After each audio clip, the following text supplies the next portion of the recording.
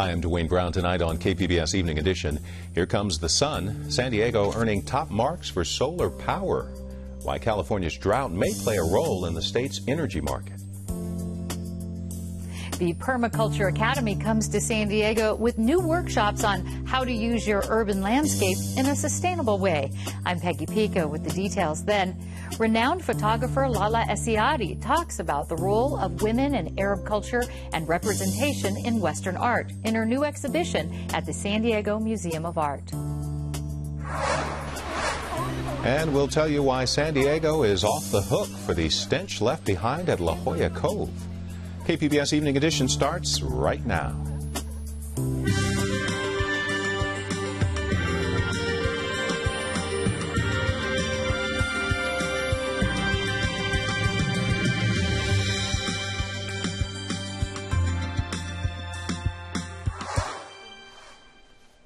Hi, good evening. Thanks for joining us. A key ruling on gun control in San Diego County will be back in front of a federal appeals court after it agreed to review its decision on a concealed carry policy. That policy said applicants had to show good cause on why they needed a concealed weapon permit.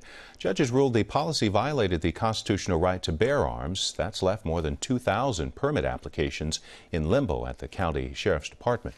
Deputies decided to place a hold on applications until the issue made its way through the courts. Protecting digital data and defending the right to privacy, two goals of a campaign in Sacramento that would change the way officers access cell phone information. A state Senate committee approved a bill this week that would require warrant access for information stored on cell phones. It also calls for a warrant requirement for so-called stingray devices. They can be used to track a phone's location. They can also access phone calls and text messages remotely. Three different versions of the same legislation have been defeated in the past. I think we're all very familiar with the fact that technology is changing so very quickly in our world that our state laws don't always move quite as fast to keep up with them. So what this bill will do is bring California from the digital dark ages into the 21st century. Some law enforcement agencies oppose the bill. They're worried about how it would affect pending investigations. They're gearing up for wildfire season. Experts with the state's Office of Emergency Services expect it to be a rough one. The agency transferred 25 new fire engines to local fire departments today. Firefighters say these rigs can respond to a variety of terrain and can be used to fight structure fires as well as wildfires. They were bought in response to California's ongoing drought. We have to get on these fires very fast. So when we strategically locate these engines around the state, they're really designed to make sure that they have a very good initial attack sort of footprint. And so we work very closely with CAL FIRE and we work very closely with our local government fire agencies. But the idea is to keep the fires as small as possible and get on them right away. The trucks cost nearly $400,000 apiece. The funds were already set aside by the state legislature. San Diego ranks as one of the nation's top solar power cities. KPBS reporter Eric Anderson says only one other city in the country had more installed solar capacity than San Diego. San Diego City Council member Todd Gloria thinks there's still a chance to catch up. Number 2 is not acceptable. We're going to work hard to get up to number 1. Beat LA, am I right? Los Angeles ranked number 1 in Environment California's Shining Cities report. But as Mayor Kevin Faulkner pointed out, San Diego's 147 megawatt capacity is pretty good. He says that'll power up to 32,000 homes, and he says solar is only part of the green energy story. The EPA has ranked San Diego 10th in the country in the use of green power consumption. 8% of our city's electricity use comes from on-site sources such as biogas, hydroelectricity, and solar. And there are a lot of reasons for solar to be successful here. There's lots of roof space and a lot of sunshine. But what makes it work in San Diego is because policies that allow citizens to put solar panels up. Dan Jacobson is Environment California's policy director. Policies that do away with fees, policies that streamline permitting, policies that make it easier to sell your excess energy back into the grid. These are the kind of programs that when homeowners and people who live in affordable housing units like this can do the math and do the numbers, solar makes so much sense. Jacobson says San Diego can become the nation's top solar city if regulators and local politicians can keep encouraging installations. Len Herring works for the Center for Sustainable Energy, and he says demand for solar is only growing. So the appetite here is huge. And as people begin to recognize what those opportunities are, both in solar thermal and solar and PV in themselves, they'll start to recognize that their lives can be enhanced by what is being provided. Herring says California's ongoing drought may have a role to play in the state's future energy market. He says hydroelectric power is already being cut back, and many fossil fuel plants require water to produce electricity. Herring says solar isn't limited by supply, and it can generate energy without the additional cost of water. Eric Anderson, KPBS News. Don't blame the city of San Diego for the stinky situation in La Jolla. A Superior Court judge confirmed his ruling today that the city was not responsible for the smell caused by bird and sea lion droppings in La Jolla Cove, nor was the city responsible for cleaning it up. The Citizens for Odor Nuisance Abatement filed a lawsuit against San Diego, trying to force the city to do something about the stench. The group's lawyer says he will appeal. A startup workshop shows city folks how to get their hands dirty using organic soil and other environmentally sustainable methods. Earlier this week, Peggy Pico talked to the organizers of the event. The weekend workshops from the Permaculture Academy will begin on April 11th. The monthly series is for anyone who wants to learn how to live and benefit from the natural environment, even in their own backyards. Here with the details are my guests, Larry Santoyo, the Academy's director, and Diane Moss, director of the nonprofit project New Village in San Diego's Mount Hope neighborhood. And Larry, we got to start with this. What is permaculture, and how does it translate in urban living? I told them not to ask me that. Permaculture is a contraction of the words permanent and culture. So what we're really talking about is how to make a permanent sort of living situation, and by that we mean sort of the longevity of it. Not that it won't change, it's just that it will constantly change for the better. And in an urban setting, what does that logistically mean? Are we looking at how to yards, community gardens? All of the above. What we want to do is take people from their own homes and create sort of an entire home ecosystem. We'll convert the lawn into a garden. We'll collect roof water into tanks so that we can water the yard. We'll take the laundry water out into the garden. We'll kind of do a whole makeover and teach people how to do that. And those are sort of the core topics at the upcoming workshop? Yeah, and what they mean, the implications for the environment is that we can start at home. And Diane, now you helped bring the Permaculture Academy to San Diego. You've been working to have community gardens and farms in Mount Hope. How would you like to see this workshop add to what you're already doing here in San Diego? So what this does for us is it's a tool for sustainability of our projects. I mean, we're doing what we're doing, but this is learning lessons from indigenous folks that are bringing some things to us that we think will enhance the work that we're doing. In the community gardens, in the backyard, how so? In the community gardens, we're looking at backyard growers. We have a farmer's market. All of these we think will be enriched by looking at what we can gain from this program. Well, the workshops, I understand, are 1 weekend a month for 6 months. Who are they designed for, and how much will these workshops cost? Well, the workshops cost less than $15 an hour when you think about it in the whole training program. So I think that the value is there, and what we're hoping to do is get anybody and everybody from every part of the community to understand that their house is part of the ecosystem and part of the community. And we want to not just convert the houses, but also train people to help others do the same thing. So we may be even creating backyard farms to sell at the farmer's market and train people how to do exactly that, and have gardening routes that do vegetables instead of just lawns. So okay, yeah. But Diane, this $15 an hour works out to about $1,200 altogether, but there's some scholarships available, I understand. How do they work?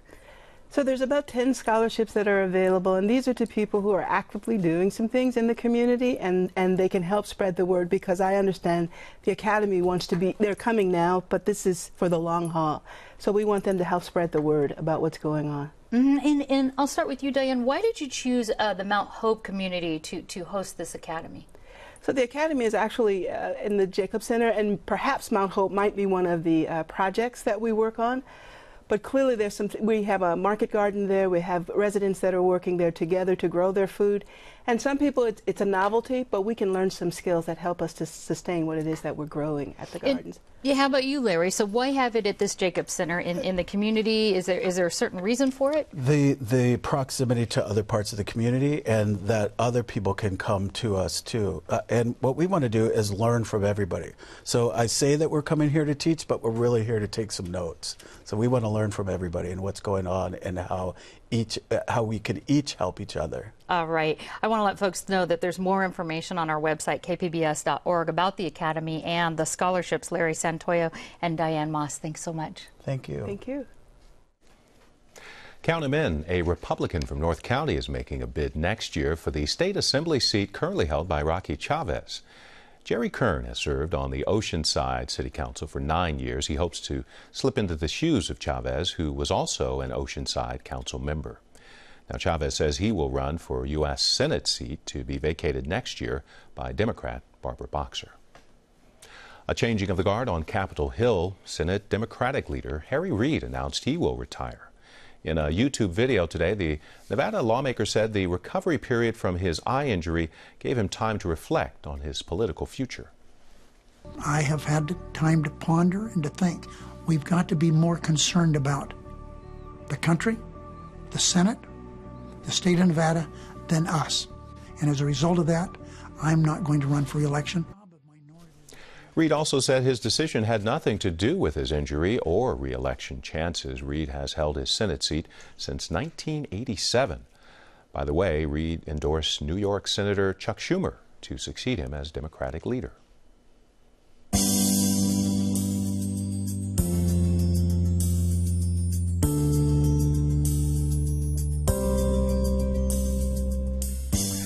A big turnout today in City Heights to honor the legacy of Cesar Chavez.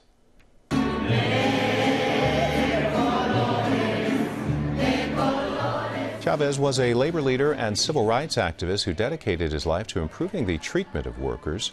The breakfast also celebrates Cesar Chavez service clubs who teach leadership development skills to 1,300 children in San Diego. A new exhibit at the San Diego Museum of Art explores the role of women in Arab culture and their representation in Western art. Peggy Pico has a preview with the artist. The exhibition of nearly life-size photographs include works from 3 different series by my guest, renowned photographer Lalla Essaydi. And also joining us is San Diego Museum of Art curator Marika Sardar. Welcome to Evening Edition. Thank you.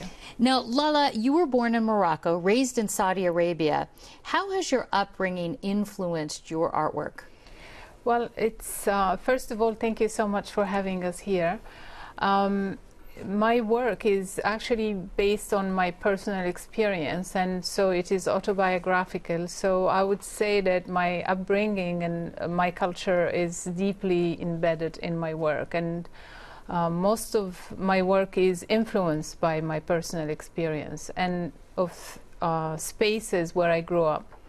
Let's take a look at some of your work in this exhibition, and I'd like you to describe for us the themes you're creating. We see a beautiful woman sort of merged into the background, or sort of inset with the background. What sort of types of themes are you speaking to in these pieces? Well, my work is also based on Orientalist paintings that I find exquisitely beautiful, but at the same time they are very troublesome because they create a fantasy world that doesn't exist.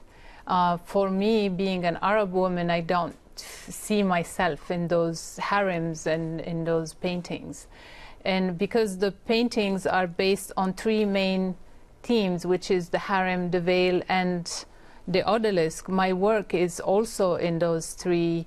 It's like a triptych, and each one of them, each series represent either the veil, the odalisque, or the woman herself. Sure, and you can clearly see the definitions in each of the themes. Yes. Marika, why did you think it was important to showcase Lalla's art at the San Diego Art Museum?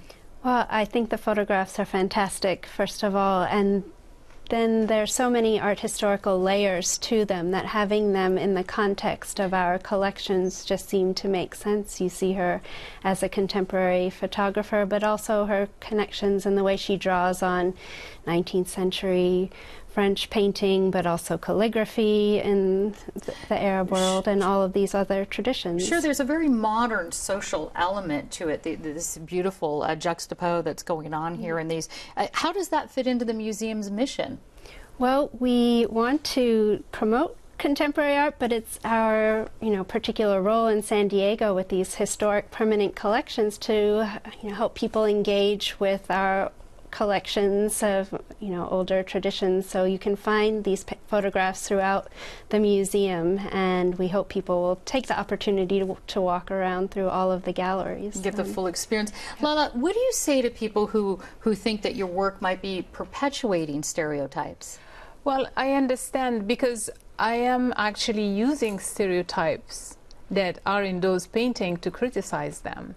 So for people who are not educated in art, sometimes it's very difficult to see all these layers. But there are so many layers to my work that it's impossible not to miss it. I mean, and the most important one is, first of all, the text, which is the voice of the women, written on their own skin, and also because of the gaze.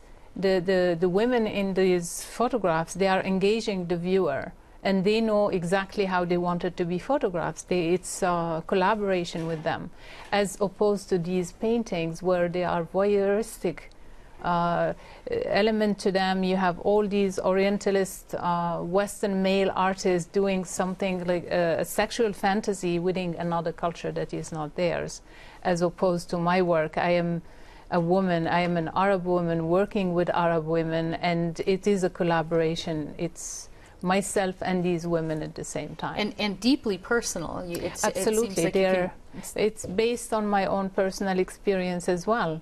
Yeah, so, you can definitely see that coming through. Do you have a favorite piece in this exhibition?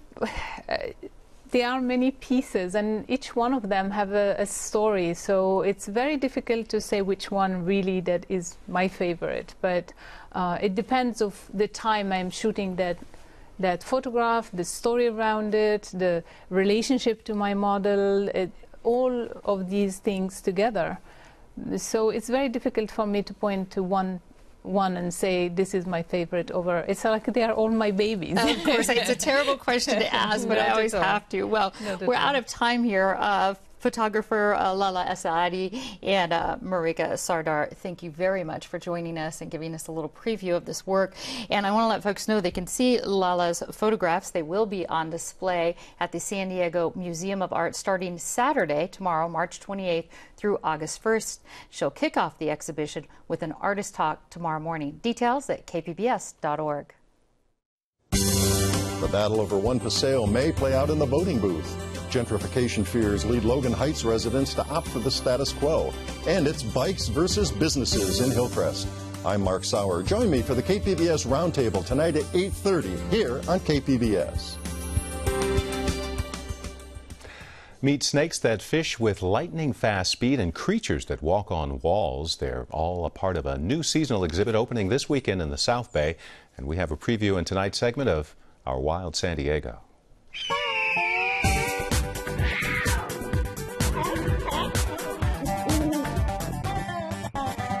We're back at the Living Coast Discovery Center here in beautiful Chula Vista, and today's adventure is all about discovering the superpowers of animals that help them survive in the wild, including, check this out, this Madagascar hissing cockroach. Wow, this is like X-Men for animals. I mean, you've got the ribbon snake, super hunter. What is it that they do, Beth? Yeah, so this is the ribbon snake. It is a species of garter snake. They're found in northeastern parts of the United States.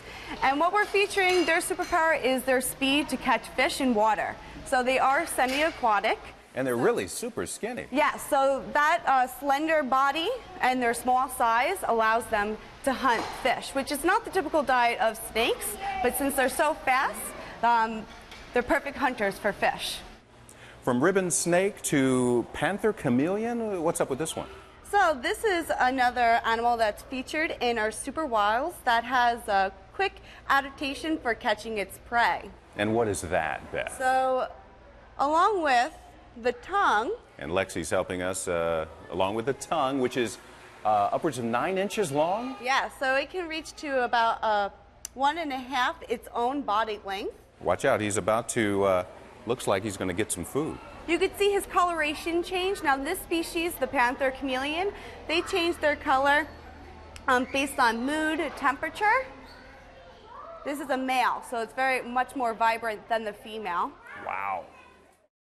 Marion, this is that Madagascar hissing cockroach. What's so special about his superpowers? So he actually has a couple of different superpowers, one of which is his ability to hiss and make loud noises to scare off his prey. So if he gets touched, he's not doing it right now, he must like me, but he can release air in a hissing sound.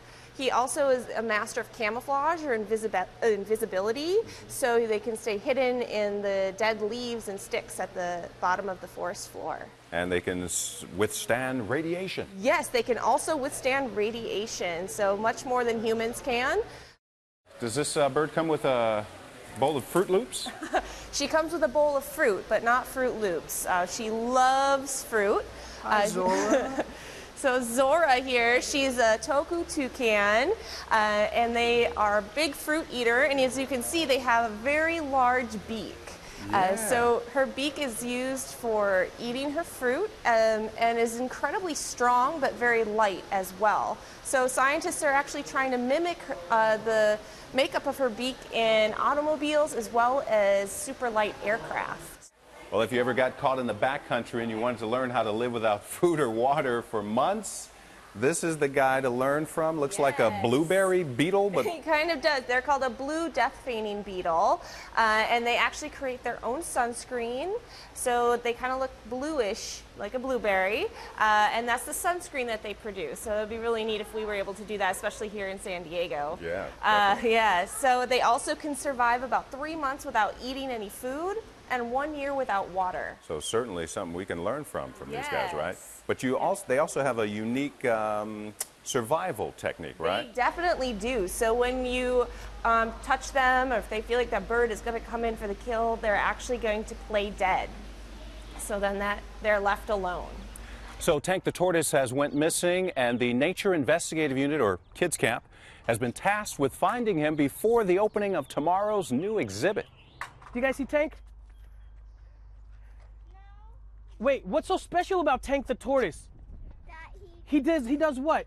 He digs burrows. He digs burrows. Is there a burrow here? Yeah. Do you think he might be in his burrow? Yeah. Let's come this way. All right, let's keep along the wall. Do you guys see him in his burrow? Yeah. Hey, yeah, we found Tank the tortoise. Does he look safe and sound to you guys? Yeah. All right. So, what was the mystery again, guys? Tank went disappearing, right? What were some of the clues that we found for us to help us find Tank? Yes, Faith? There was salt next to him. There was salt next to him. And how do we know that Miss Elizabeth took him by accident because of the salt? Because they went to the beach. They went to the beach with who? A puppy. A puppy that got salt water all over him, right? How long do tortoises live? Faith? 100 years. Over 100 years, right? So, you guys happy that Tank's here? Yeah. Is he going to be able to make a celebrity appearance tomorrow for the beginning of our seasonal exhibit? Yeah. All right, cool. And thank you to everybody at KPBS. All right, we're going to go home.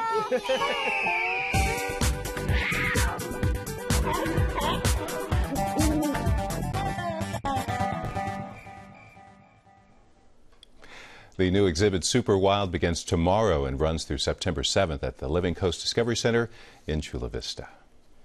I'm Judy Woodruff on the next News Hour. One of the most celebrated works of modern dance. We talk with choreographer Mark Morris. That's Friday on the PBS News Hour.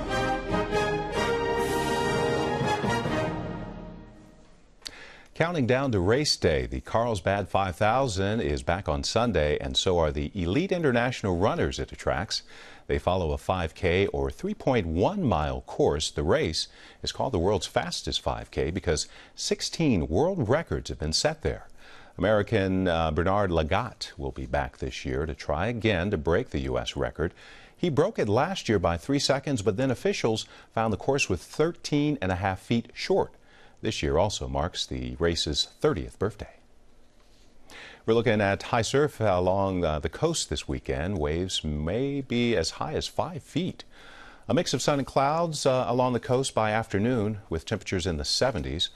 Slightly warmer inland with a mix of sun and clouds there. Things are clearing up in the mountains as well with plenty of sunshine, temps in the 70s and 90s expected in the desert the next few days. You can find tonight's stories on our website, kpbs.org/evening edition. Thanks for joining us. Have a great weekend. We leave you tonight with a performance from Danielle Lopresti and the Masses, who are playing this weekend at San Diego's Indie Fest in City Heights. Good night.